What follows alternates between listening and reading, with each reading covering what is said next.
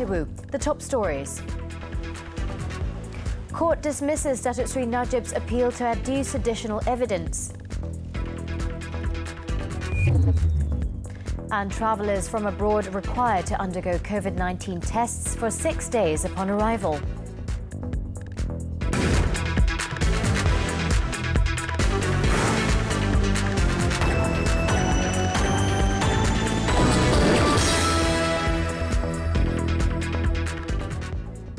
We begin with the story. The Court of Appeal will deliver its decision on Datuk Sri Muhammad Najib Tun Razak's appeal over his 12-year jail sentence and a fine of 210 million ringgit for misappropriating 42 million ringgit in SRC International Sdn Bhd funds on Wednesday as scheduled. This follows a decision by a three-member bench led by Justice Dato Abdul Karim Abdul Jalil on Tuesday in dismissing the former Prime Minister's application to allow new evidence to be adduced in his appeal. In a unanimous decision, Dato Abdul Karim, who presided over the hearing, said the court was of the view that Datuk Sri Najib had failed to cumulatively satisfy Section 6(1) of the Courts of Judicature Act that fresh evidence was required for justice in the case. Two others on the panel during the online proceeding were Justices Datuk Has Zanah Mehat and Datuk Wazir Alamaidin Mira. Dato Abdul Karim also instructed Datuk Sri Najib and his counsel, Tan Sri Muhammad Shafi Abdullah, to appear in court or via Zoom application for the delivery of the appeal verdict at 9 a.m. Earlier, a no-show by Datuk Sri Najib, his lawyers and bailers during the proceeding enraged the judge presiding over the case, prompting him to warn that a warrant of arrest could be issued against the accused. The Pekan Member of Parliament had applied for the appeals court to allow and to direct for viva voce evidence to be taken from Malaysian Anti-Corruption Commission MACC Chief Commissioner Datuk Sri Azam Baki, its investigating officer Rosli Hussein, as well as any other witnesses in relation to the SRC case.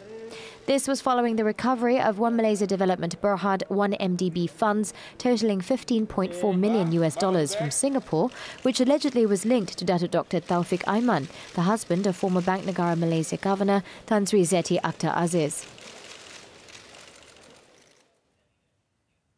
In reinvigorating Malaysia's diplomacy, Prime Minister Datuk Sri Ismail Sabri Yaakob on Tuesday launched Malaysia's foreign policy framework, themed Focus in Continuity, a framework for Malaysia's foreign policy in a post-pandemic world. He said the framework recognises key challenges and identifies numerous emerging global trends, as well as issues that should be given utmost priority in the immediate term. It encompasses two pillars. First, the current realities and challenges that require the government's immediate action, especially those brought about by the COVID-19 pandemic.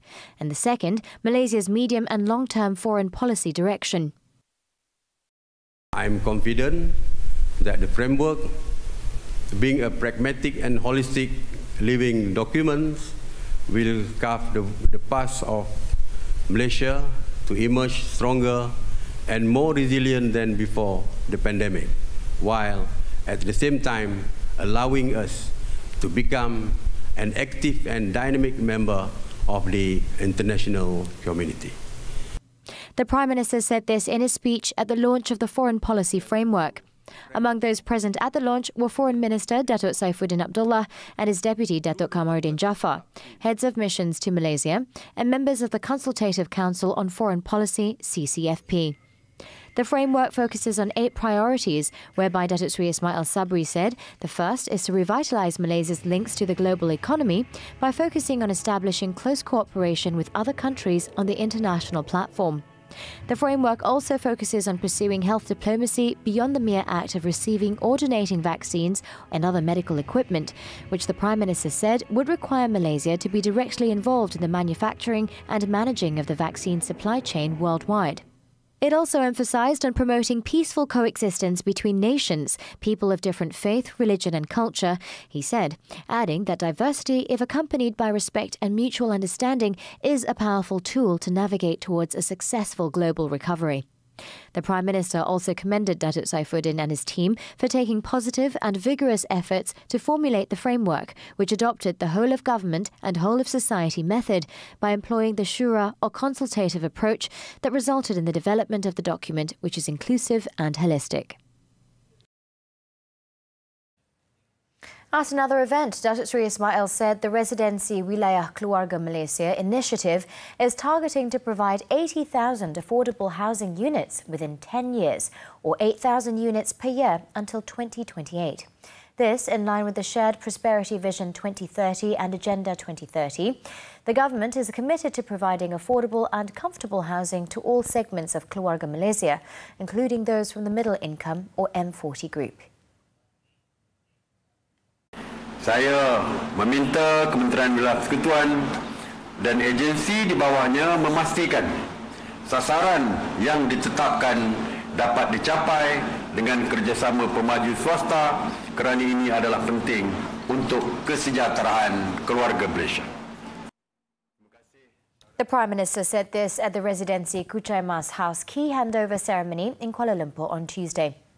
As of last month, he said the construction of 62,836 housing units involving 102 Residency Wilayah Keluarga Malaysia projects have been approved for implementation in the Federal Territories.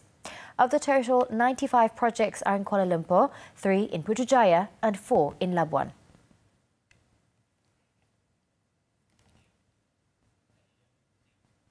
Additional precautionary public health measures will come into effect on Wednesday for travellers from countries earmarked with reported cases of the new Omicron COVID-19 variant. Health Minister Khairi Jamaluddin announced that those who would be affected by the new regulations were divided into 6 main categories. These include those travelling under the Land and Air Vaccinated Travel Lane, VTL, the country shares with Singapore, incoming tourists as part of the Langkawi International Travel Bubble, LITB, and businessmen arriving here on a one-stop centre OSC pass for short-term stays. The remaining 2 categories are those coming from countries where inbound travel has been temporarily barred in response to the Omicron variant, and travellers arriving here from countries with reported cases of the new variant's community infections. Khairi said individuals entering the country either under the VTL, LITB or OSC programs must first ensure they are fully vaccinated and undergo a CT-PCR COVID-19 swab test at least 48 hours prior to their travel dates. This has shortened the previous requirement, the required tests done at least 72 hours prior to travelling. Travellers under these programs would also be subjected to COVID-19 tests upon entry and must conduct personal tests using the self-test kits on day 2, day 4 and day 6 after arriving. They would also need to undergo a professional RTK antigen rapid test on the 3rd and 5th day after arriving, and all test results must be reported through the MySejahtera application. As for travellers, both Malaysians and non-locals arriving from the 8 countries listed on the no arrivals list due to Omicron, they too must undergo an RT-PCR swab test 2 days before departing to Malaysia. In particular, these would affect those arriving from South Africa, Botswana, Eswatini, Lesotho, Mozambique, Namibia, Zimbabwe and Malawi. Travellers from these 8 nations must also use a digital tracking device for the entire length of their 14-day mandatory quarantine period at the designated isolation centres. Meanwhile, travellers arriving from countries with reported cases of Omicron amongst the community, both Malaysians and non-locals, will also be required to get tested with an RT-PCR swab test 48 hours prior to departing. The Cabinet will make the final decision on the single wholesale model for the rollout of 5G network by January 2022. This after it had received feedback from telecommunication companies and industry players on the matter. Communications and Multimedia Minister Tan Sri Anwar Musa said the Cabinet is still discussing on whether to deploy 5G via a single wholesale network, SWN system, or have multiple systems to allow some competition. However, he said as for now, Digital Nasional Berhad, DNB, will continue with its plan of delivering 5G services via the SWN system. Tan Sri Anwar also noted that DNB was offering wholesale 5G services trials to all mobile network operators, MNOs in the country, starting this month at no cost. The first phase of the offer was applicable for all 5G live sites that would be ready throughout Putrajaya, Cyberjaya and certain parts of Kuala Lumpur. By next year, the second phase of the rollout will focus on other populated areas, including Pulau Pinang, Johor Bahru, Sabah and Sarawak.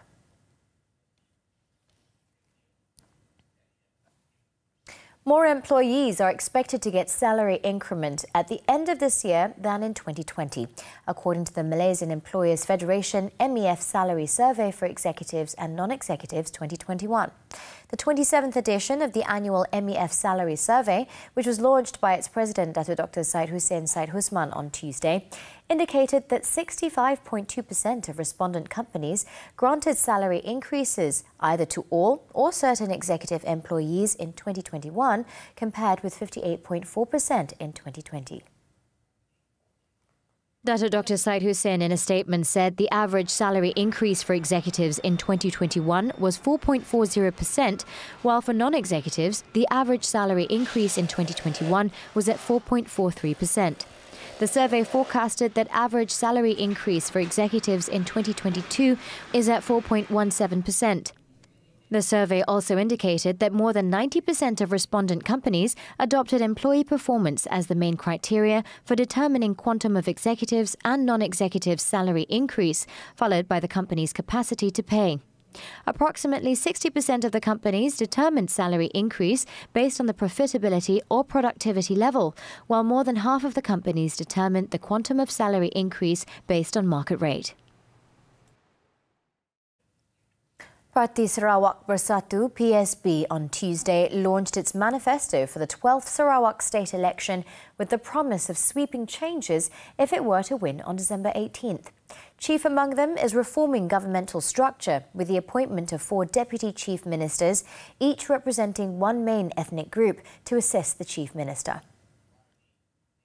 PSB President Datuk Sri Wong Sun Ko said the manifesto would be published via all newspapers and social media platforms in English, Malay, Chinese and Iban to make it easier for voters of various races in the state to understand. PSB government is a caring government, taking into consideration the welfare, the livelihood of the people.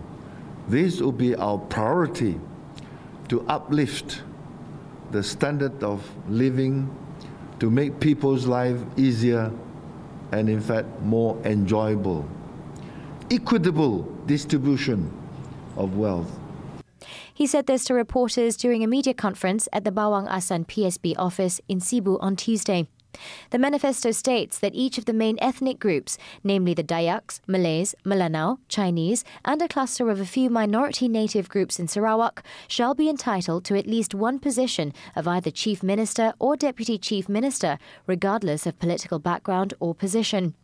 He added that each ethnic group or clusters of minority native groups would also have at least one minister or assistant minister appointed to represent them in the state cabinet.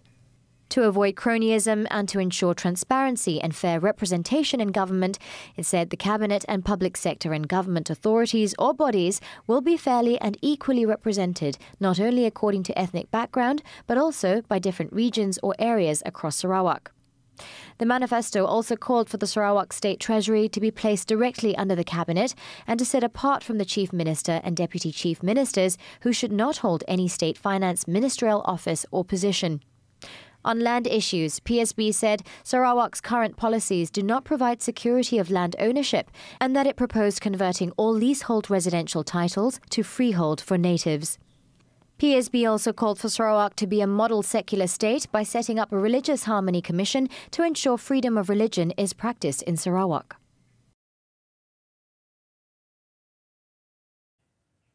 Tun Dr. Mahathir Mohamad on Tuesday lambasted an aide to Lim Guan Eng when the latter was finance minister, alleging that the individual's arrogant attitude to the business community had cost the country much-needed investment funds. Based on excerpts from the former Prime Minister's new book, it was alluded that the person is DAP's Damansara Member of Parliament, Tony Phua, who was Lim's political secretary during his tenure under the previous Pakatan Harapan-led federal government. But other business people, Chinese, told me that he is very arrogant. That is the word they use. He is very arrogant. You see, he behaved as if he is the minister. Of course, he has the ears of the minister. But for a political secretary, you are supposed to report on the politics of the country, but not go around implementing government policies. Without disclosing the name of the individual, Tun Dr. Mahathir claimed that he had to put a stop to the aide from abusing his authority. He also said a political secretary should not be going around threatening the business community, as he favours them due to the wealth and job opportunities brought by investors. The Langkawi MP said this during a virtual roundtable with the media on his book, Capturing Hope, The Struggle Continues for a New Malaysia, which will come out this Sunday. Meanwhile, responding to the allegations against him, Phua, in a statement, denied he had threatened the developer of the Exchange 106 skyscraper when he was the finance minister's aide, as alleged in Tun Dr. Mahathir's memoir, adding that he had never met or spoken with the person in question. Tronoh Assemblyman ordered to enter defence. The details and more when we return. Do stay tuned.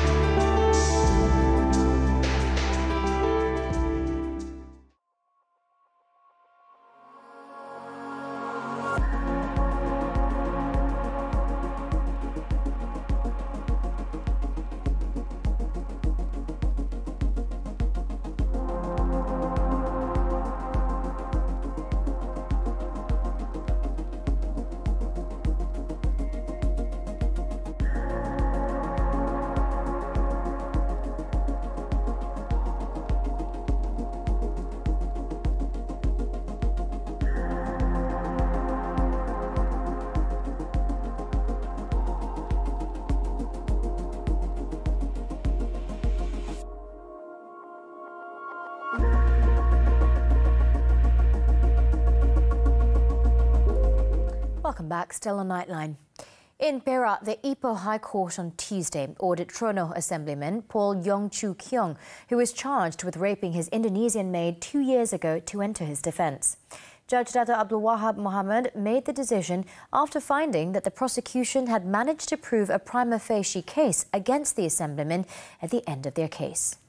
The judge said the prosecution had successfully proved the main element of rape with consistent statements from the witnesses and the victim throughout the trial, despite being grilled by the defence. The court then set February 15th and 16th next year for his defence trial. The case was previously mentioned in the Sessions Court, but on December 15th last year, the Federal Court allowed an application from the defence for the case to be transferred to the High Court. Young was charged with raping his 23-year-old maid in a room at his house in Meru, Desa Park on July 7, 2019. The charge, framed under the Penal Code, carries a maximum jail term of 20 years and whipping if convicted.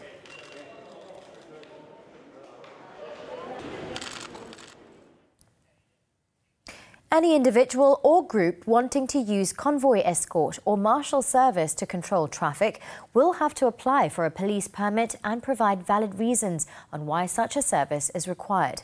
Deputy Inspector General of Police Datuk Sri Mazlan Lazim said the use of convoy escorts or marshals without the participation of the police is an offence. Bila ada keputusan dari pihak polis, polis akan attachkan trafik, anggota trafik kepada konvoi-konvoi tersebut, dan barulah boleh melakukan tindakan menahan kereta dan tidak benar, menahan dan lain-lain lagi lah yang berkaitan dengan undang-undang. Jadi jika mereka melakukan cara haram ni, tentu ianya adalah bersalahan dengan undang-undang yang ada. Datuk Sri Mazlan was commenting on recent viral videos which irked netizens, showing individuals acting as traffic policemen and stopping vehicles on public roads to allow their superbike convoy to pass through, even disregarding red light signals. He stressed that the permit was necessary to ensure that every convoy activity would run smoothly in compliance with rules and regulations, without causing harm to other road users.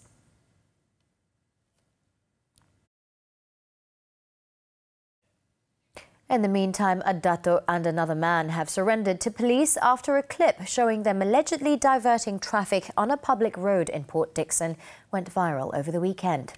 Port Dickson District Police Chief Superintendent Aidi Shah Mohammed said the two suspects are aged 45 and 49 and surrendered themselves at the district police station on Monday. Police personnel also seized two high-powered motorcycles and other personal belongings they had on when the clip was recorded. The two were allegedly part of a convoy which was believed to have travelled from Kuala Sungai Baru in Alor Gajah, Melaka, passed through Jalan Tanjung Agas, Pasir Panjang, Port Dickson.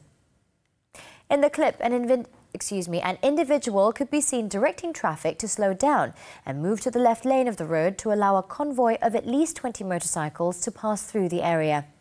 On November 21st, another video went viral which showed several individuals stopping vehicles at a traffic light junction in the Port Dickson area so a superbike convoy could pass through when the traffic light was red.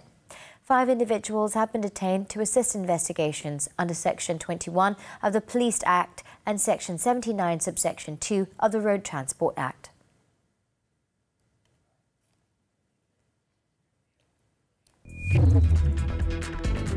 Up next, US threatened with retaliation over diplomatic boycott of Winter Olympics. The details when we return. Don't go away.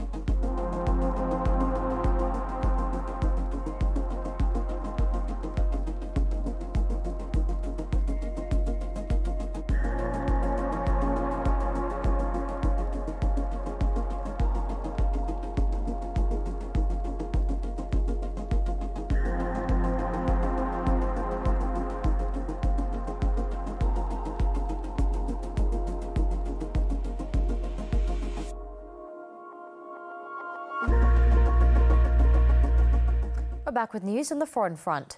Indonesian President Joko Widodo promised on Tuesday to bolster evacuation efforts and repair damaged homes after visiting the Mount Semeru disaster zone following the devastating volcanic eruption on Java. At least 34 people have died while 17 remain missing after the 3,676-metre-high volcano erupted spectacularly on Saturday, shooting a towering cloud of ash into the sky and dangerous pyroclastic flows down the slopes of the mountain into the villages below. After visiting evacuation centres and surveying the affected areas via helicopter, an aerial view of villages submerged in thick molten ash.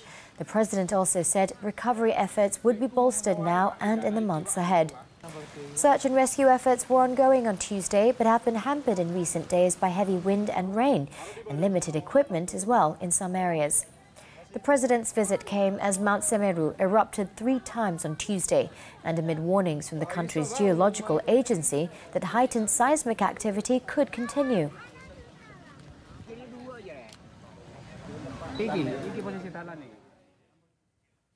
China on Tuesday threatened the United States, saying Washington will have to pay a price for its diplomatic boycott of the Winter Olympics in Beijing, just weeks after talks aimed at easing tense relations between the two nations.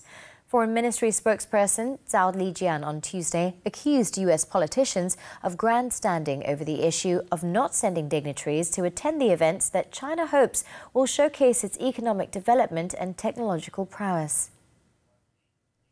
Speaking to the media, Zhao said China opposes the boycott and would take resolute countermeasures without giving details. 美方将为其错误行径付出代价，请大家拭目以待。On Monday, the White House said U.S. government officials would boycott the Winter Olympics because of China's human rights atrocities, or what Washington calls genocide against minority Muslims in China's far western region of Xinjiang. Although U.S. athletes are free to travel there to compete. The U.S. boycott, encouraged for months by some members of Congress and rights advocacy groups, comes despite an effort to stabilize ties with a video meeting last month between U.S. President Joe Biden and China's leader Xi Jinping. Rohingya refugees have sued social media giant Facebook for $150 billion over claims the social network is failing to stem hate speech on its platform, exacerbating violence against the vulnerable Myanmar minority. The complaint, lodged in a California court, said the algorithms that power the US-based company promote disinformation and extreme thought that translates into real-world violence. The legal complaint argues that Facebook's algorithms drive susceptible users to join ever more extreme groups, a situation that is open to exploitation by autocratic politicians and regimes. In 2018, UN human rights investigators also said the use of Facebook had played a key role in spreading hate speech that fueled the violence. Based on an investigation that year, citing the US complaint, more than 1,000 examples of posts, comments and images attacking the Rohingya and other Muslims were found on Facebook. The International Criminal Court has also opened a case into the accusations of crimes in the region.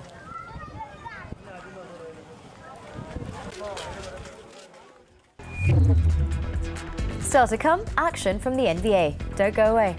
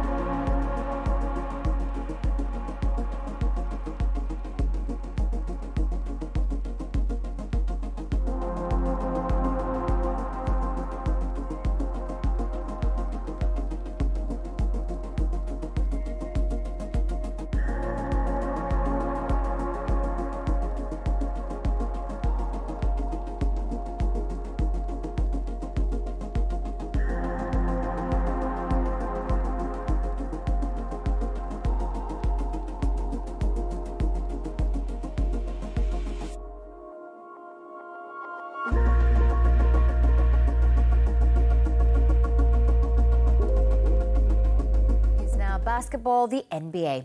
The Golden State Warriors thrashed Orlando Magic 126-95 as Stephen Curry got within touching distance of passing Ray Allen on the NBA's all-time three-pointers made list. Despite Curry scoring 31 points in 31 minutes and 7 three-pointers against Orlando, it was Andrew Wiggins who stole the show. Wiggins took advantage of his 30 minutes on the floor, scoring 28 points while going 9 of 17 from the field and 8 of 10 from beyond the arc. As for Orlando Magic, nobody was able to get hot from downtown, shooting a team total 38 shots from deep.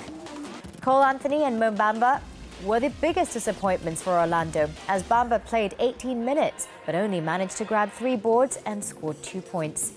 Whereas Anthony did a lot worse, putting up just 9 points in 27 minutes on 3 of 11 from the field and missing all 5 of his three-point attempts.